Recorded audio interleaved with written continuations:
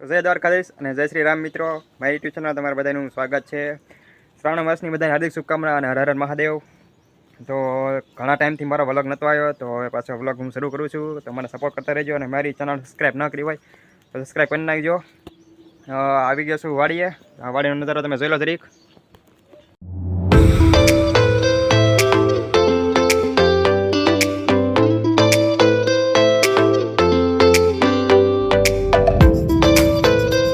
અમારે તો હવાનો વરસાદ ઝીણો ઝીણો શરૂ છે. તમારા ગામમાં કેવો વરસાદ છે થોડી કોમેન્ટમાં જણાવી દીજો. તો વરસાદ હોય કે ન હોય પણ આપણે વાડીનું કામ તો કરવું જ પડે.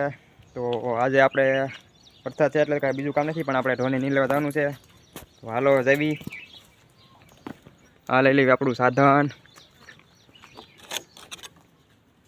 તો હવે આનેથી વાઢવું પડશે અને લઈ લેવી સલાખો ભરવા.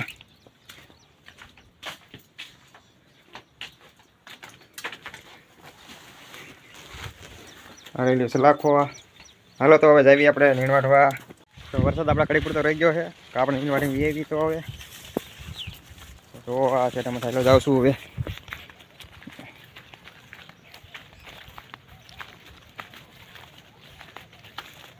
આ આપણું પડવું છે અને આ એ મોટા બાપને એનું પડવું.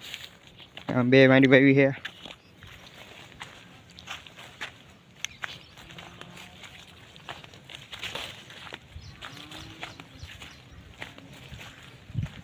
ત્યાંથી ખડ વાઢવાનું છે ને પૂગી ગયો શેઠે જોઈજો કેળી થોડું ખડે આપણે આંચ વાઢવાનું છે. તો આવડું ખડે આપણે આંચ વાઢવાનું છે.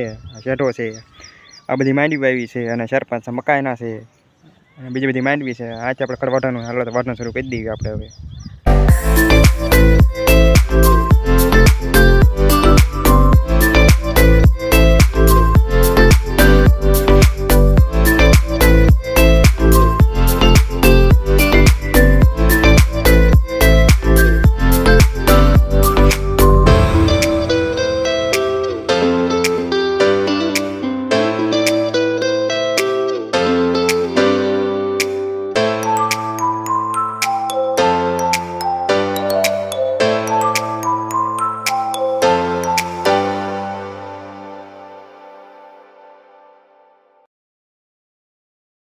તો વાગી જાય પપ્પાના 12. તો હવે જેટલી નીણો થાય એટલી લઈને વ્યા જવી, કેમ કે એકલો હો એટલે જેટલી ઉપડે એટલી વાટી છે. એટલી વાટી છે તો મિત્રો.